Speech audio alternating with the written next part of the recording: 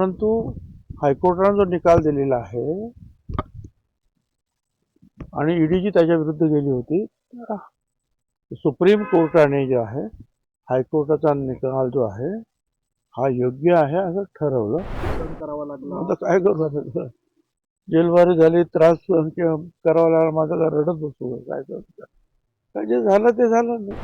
कारण गव्हर्नमेंट अजून एक पैसा सुद्धा दिलेला नाही. आता म्हणजे किती वर्ष झाली, आता 10-11 वर्ष होऊन गेले ते महाराष्ट्र सदन वापरलं जात आहे. ते आपल्याला जामीन मिळाला मला आणि समीर भाऊला हायकोर्टाने, आणि त्याच्यावर ईडीने जे आहे सुप्रीम कोर्टामध्ये अपील केलं होतं. त्याच्या अगोदर आम्ही हेबियस कॉर्पस पण तिकडे दाखल केला होता. आता तो हेबियस कॉर्पस आम्ही तसंच ठेवला, परंतु हायकोर्टाने जो निकाल दिलेला आहे आणि ईडीची त्याच्या विरुद्ध गेली होती, सुप्रीम कोर्टाने जो आहे हायकोर्टाचा निकाल जो आहे हा योग्य आहे असं ठरवलं आणि ती केस तिकडे त्यांची डिसमिस केली. जुनी केस आहे, विशेष एवढं काही नाही आहे त्याच्यामध्ये. पण एकूणच या सगळ्या काळामध्ये आपल्याला जेलबारी झाली, अनेकदा त्याचा त्रासही सहन करावा लागला. आता काय करू आता? जेलबारी झाली, त्रास सहन करावा लागला, माझा काय रडत बसू काय करतो? काय जे झालं ते झालं नाही. कदाचित नशिबात आपलं होतं म्हणून झालं, पण त्याच्यानंतर न्याय तर मिळाला ना आपल्याला. काय एवढंच नाही तर त्या महाराष्ट्र सदनमध्ये गाडीचाही घोटाळा नाही, हे सुद्धा जे आहे सेशन कोर्टाने दाखवलं. कारण गव्हर्नमेंट अजून एक पैसा सुद्धा दिलेला नाही. आता म्हणजे किती वर्ष झाली, आता 10-11 वर्ष होऊन गेले ते महाराष्ट्र सदन वापरलं जात आहे.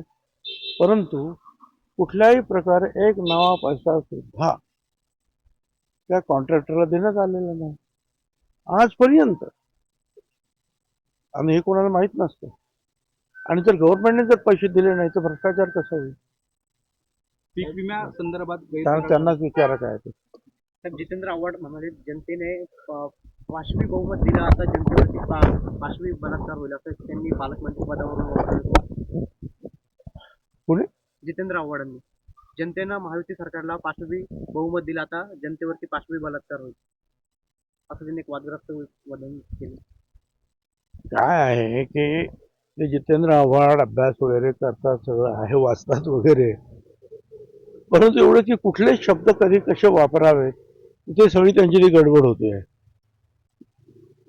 त्याच्यामुळे दुसरे पण शब्द वापरता आले असते. पाशवी बहुमत दिलं म्हणून परत पाशवी हा शब्द वापरून बलात्कार त्याला जोडायचा, मला असं वाटतं जाय की त्यांना जे काय सांगायचं ते त्यांनी जे आहे असं काही न सांगता स्वच्छपणे जर सांगितलं ना जे काही बोलायचं ते, तर मला असं वाटतं की त्याच्यावर कॉन्ट्रोवर्सी निर्माण होणार नाही. विजय वडेट्टीवारांनी मध्यंतरी एक विधान केलं, ते असं म्हणाले की काही दिवसांनंतर राज्याच्या राजकारणामध्ये एक मोठा उदय होऊ शकतो. काही दिवसांनंतर राजकीय भूकंप वगैरे अशी काही शक्यता आपल्या दृष्टीने. मला काय माहिती नाही कुणाचा उदय होणार आहे, कुणाचा अस्त होणार आहे, मला काही कल्पना नाही. आता हे प्रश्न त्यांनी सांगितलेले आहेत, ते उदय कोण होणार, अस्त कोणाचं होणार, ते त्यांनाच विचारलेलं बरं आहे ना. तर मी सुद्धा तुमच्या एवढंच अनभिज्ञ आहे.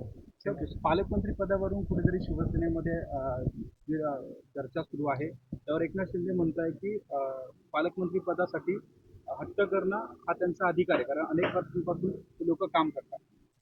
तर ठीक आहे ना, त्यांनी एवढंच म्हटलं की मग प्रत्येकाला वाटतं की आमच्यावर अन्याय होतो, आम्हाला हेच दिलं पाहिजे, आणि ती नाराजी व्यक्त करणं हा त्यांचा अधिकार आहे.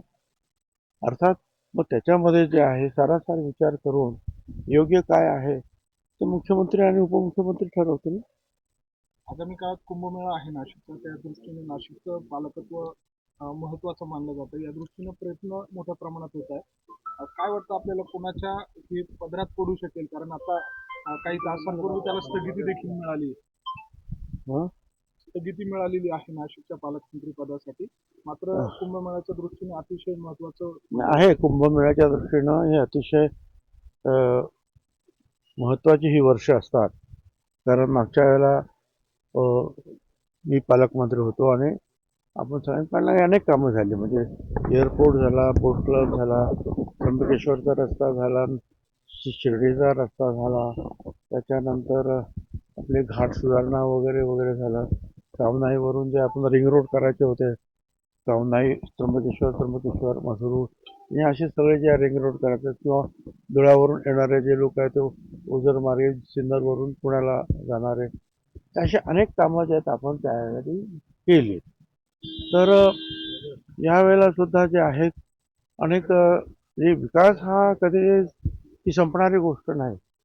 जगामध्ये ज्या नवीन नवीन गोष्टी उदयास येतात त्याच्याप्रमाणे आपलं सुद्धा शहर असलं पाहिजे असं या सगळ्यांना वाटणं स्वाभाविक आहे. आणि त्या दृष्टीनं जो कोणी चांगले ग्रस्त येतील, चांगले मंत्री येतील, त्याच्यामुळे जे आहे त्या कुंभमेळ्याच्या दृष्टीनं आपल्याला सगळं सोयी करता येतील येणाऱ्या करोडो लोकांसाठी. आणि त्याचबरोबर ज्या सोयी करण्यात येतील त्या पुढे नाशिककर किंवा इतरांना सुद्धा कायमस्वरूपी वापरता येतात.